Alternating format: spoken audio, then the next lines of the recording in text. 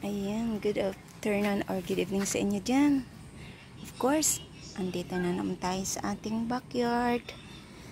Kanina pa ako nagdilig pero basa pa naman, pero didiligan ko pa siya ulit kasi 11 yata ako nung nagdilig kanina, or ay 12 or 1. Basta nagdilig ako kasi parang nangaluntay na ang aking mga pananim dito sa sobrang init. So, punta po tayo dito at ako'y nag-harvest ng gabi. Ayan. At ito yung aking gabi na pinapatuyo. Dito po kasi malilim kasi nasa ilalim ng kasagingan.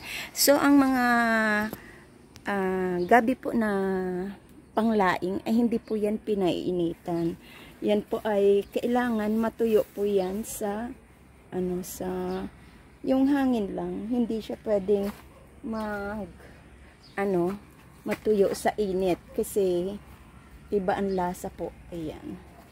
Yan, tingnan mo oh. Ano kaya to? Hindi siya matanggal. Hindi matanggal. Yan, ayan, so ito po ang yan, mahaba po yan. Ayan, may nakuha na ako dyan kanina. Kasi best ko nung kahapon, ng isang araw pala. Ay nilagay ko dyan. So, tuyo na. So, inilagay ko na sa plastic. Ipakikita ko po mamaya.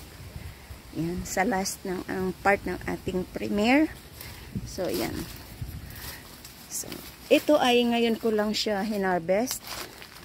Ayan po siya. Dito po, ayan.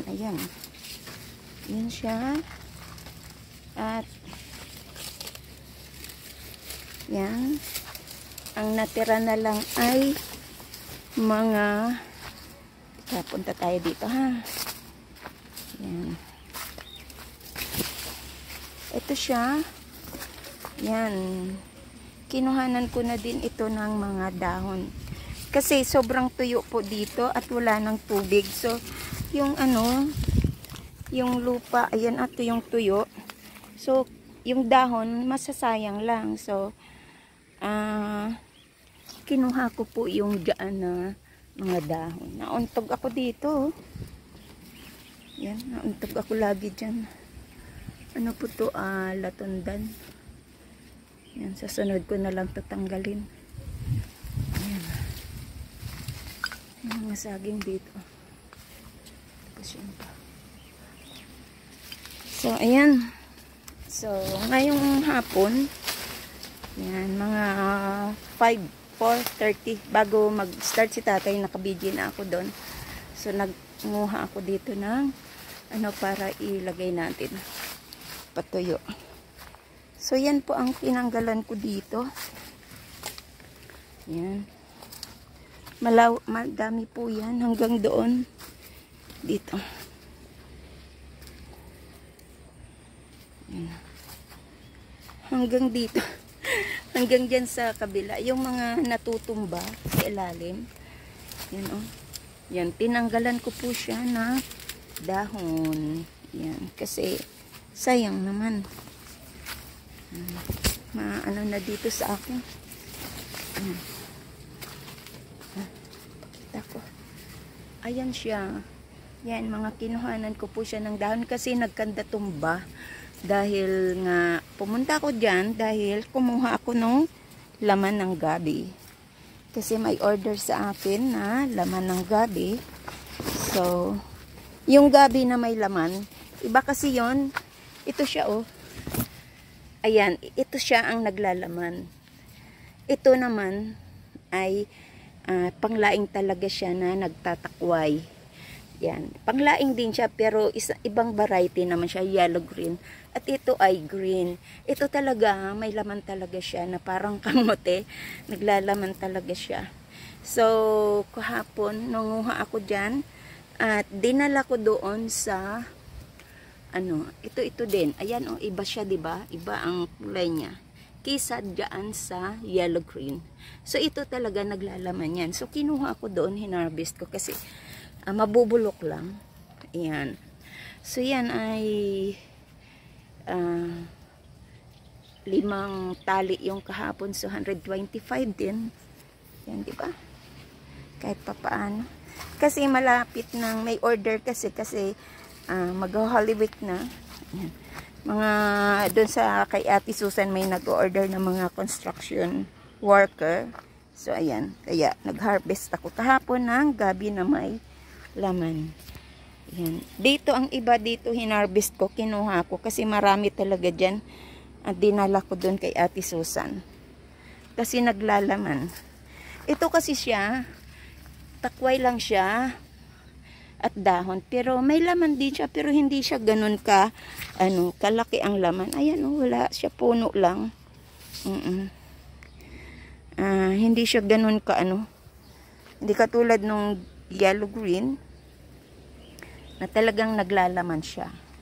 Katulad siya ng ganun na yung andoon, yun. Yan, dan ko yan nakuha yan talaga na gabi ay naglalaman.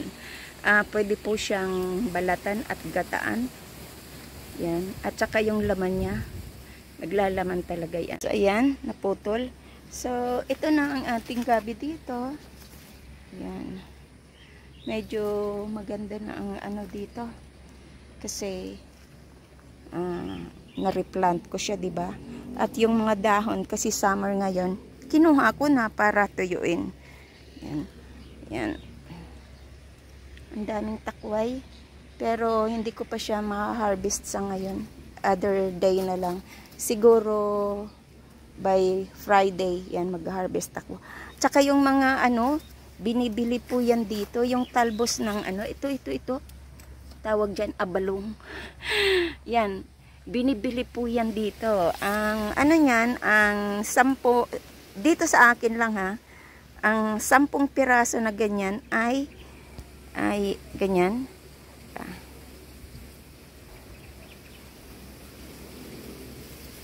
Yan, 10 piraso na ganyan na talbos ng gabi ay 10 piso. So, ang 25 piraso niyan ay 25 lang, 25. Kasi sa iba mahal eh. Yan. Yan. Kasi mahal din kasi yan dahil isang din yan, isang dahon eh. Ayan siya oh. Yan. Masarap po yan siya sinigang, sa sinigang. Yan. Ganyan ang gabi. Yan nga lang ako, hindi talaga ako makakain yan. Yan oh. Yan. Nag-harvest ako kahapon dito. Yan siya. Masarap po yan sa sinigang. Pero alam niya ng mga kabsat. Ayan. Kasi ako naman bawal nga sa akin, pero nakain po ako kahit anong gulay. Kaso, ang mga ganitong gabi ay bawal sa akin. Yan. Sunod na niyan, pagdahon, mga bago na. Yan. So, ayan. At, ito yung niya natin. At, antayin natin bukas na hayo. Yan siya. Hindi po yan naiinitan. Kasi dito ay so nagtali lang ako dyan ng alambre tsaka dyan sa kabila at inilagay yan para meron tayong tuyong dahon ng gabi para sa Holy Week. Ayan, natuyo na yung magdidilig na ako. Yan ang aking hindi nagaano dito maano ang kamote kasi naliliman na. So, ayan siya. At didiligan lang natin ang mabuhay di. Salamat. Hindi di hayaan mo. Ayan siya, mga sili. Mga sili siya. At magdidilig pa ako. Ayan. Yan. At ipakita ko po yung ating tuyong busog. Yan, tuyong dahon ng gabi. So ito na po ang aking nakuha kanina na natuyo. Yan. Ito na po siya. Diba? At ito yung nakaraan. Kasi ito, hindi ko siya nabibitin. Andun lang sa baba. Ito talaga, maganda siya, oh. Iba yung pag nakabitin siya. Yan, ibang-iba. Yan, ito na yung ating i-deliver ko po ito ngayon. Yan, para at sa sunod naman yung iba. So, ayan, salamat po sa inyo. This is Laurie's Garden. Thank you. Ito po ang ating ginawa for today. Yan. Mahal po ito sa sa SM supermarket. Konti lang ang mahal. So, sige po. Thank you and mega love shoutout sa inyong lahat dyan. Ayan. Kasi nagsisimula na si Tatay Hefty. Bye!